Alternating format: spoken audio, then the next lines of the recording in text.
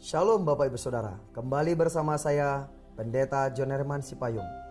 Kali ini kita akan belajar tentang 3 perjodohan di Alkitab Bapak Ibu Saudara. Apakah saudara sudah menikah? Atau saudara masih single? Atau saudara sedang mencarikan menantu? Nah, sayangnya saya sudah menikah saudara. Tapi tidak apa-apa, saya akan memberitahu kepada Anda, kepada saudara, setidaknya saya belajar ada 3 perjodohan yang saya pelajari di Alkitab. Ya, kita lihat Bapak Saudara, pertama yaitu adalah cari jodoh dengan usaha sendiri. Yang kedua, dijodohkan. Dan yang ketiga, Tuhan yang memberi. Siapa mereka? Nah, pertama kita lihat adalah dari Yakub, Bapak Saudara. Yakub ini adalah jenis perjodohan mungkin zaman now. Karena Yakub ini dia cari jodoh sendiri. Nah, di mana kita tahu Yakub ini lari dari saudaranya Esau setelah dia mengambil hak kesulungan. Dia takut akan dibunuh oleh saudaranya Esau, sehingga dia lari ke tempat pamannya di padang Aran ke rumahnya Laban.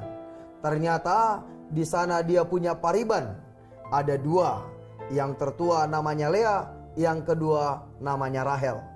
Namun dia jatuh cinta kepada Rahel.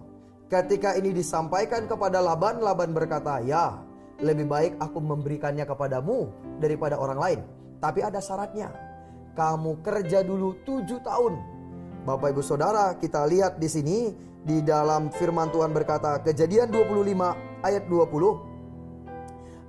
Maafkan saya, di sini dikatakan dalam Kejadian 29 ayat 20. Jadi bekerjalah Yakub 7 tahun lamanya untuk mendapatkan Rahel itu. Tetapi yang 7 tahun itu dianggapnya seperti beberapa hari saja karena cintanya kepada Rahel. Bapak Saudara bayangkan, 7 tahun dianggap beberapa hari saja karena cintanya untuk Rahel. Dia kejar, dia rela lakukan apapun.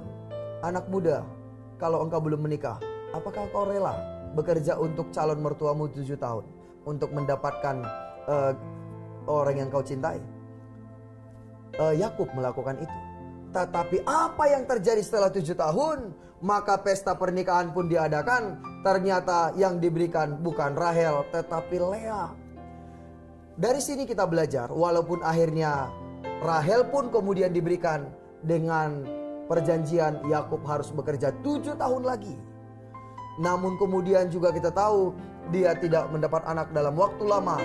Dan setelah melahirkan anak yang kedua, yaitu Benyamin. Anak pertama adalah dari Rahel itu ada 2 anak. Yang pertama Yusuf, yang kedua Benyamin. Setelah melahirkan Benyamin, dia meninggal. Saudara, dalam hidup ini mungkin kita akan melihat, saya melihat juga beberapa orang yang mati-matian berjuang mendapatkan gebetannya, mendapatkan yang dia cintai. Saya juga melihat endingnya banyak tidak baik.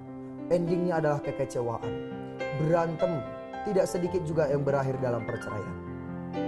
Bila engkau anak muda, engkau mencari jodoh, boleh sih kamu bekerja keras, kamu boleh mengejar gebetanmu, tapi jangan mengandalkan kekuatanmu sendiri.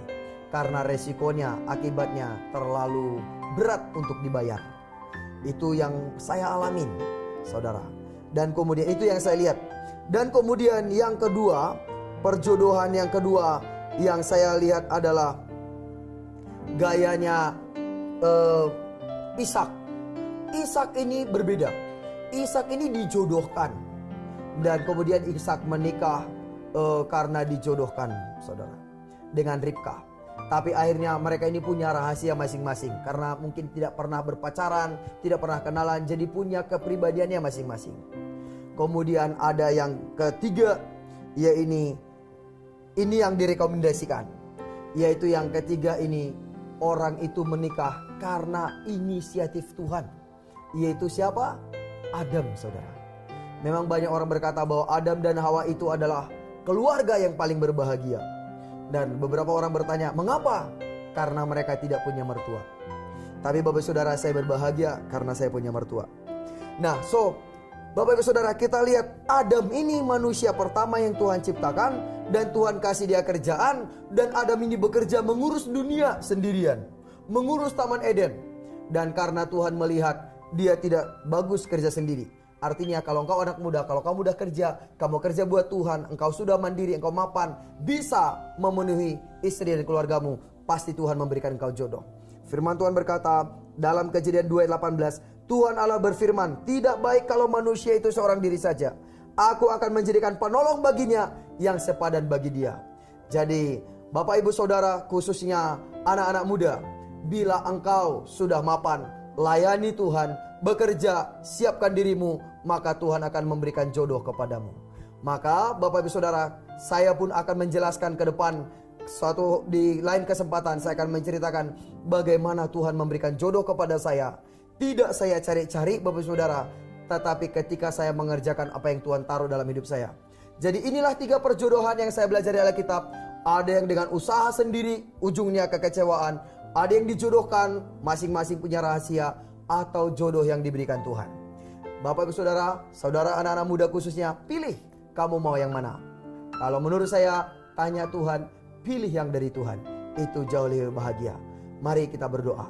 Tuhan, saat ini kami berdoa, khususnya buat anak-anak muda yang mencari jodoh. Biar setiap yang mencari jodoh mendapat jodoh yang dari Tuhan. Demikian juga setiap orang tua yang mencarikan menantu buat anak-anaknya. Biarlah Tuhan yang memimpin seperti yang Tuhan kehendaki. Terima kasih Tuhan, sehingga keluarga-keluarga yang kuat, keluarga-keluarga beriman, keluarga-keluarga yang takut akan Tuhan, dan keturunan-keturunan ilahi yang dilahirkan. Kami bersyukur di dalam nama Tuhan Yesus kami berdoa. Amin. Terima kasih Bapak Saudara, Tuhan Yesus memberkati. Shalom.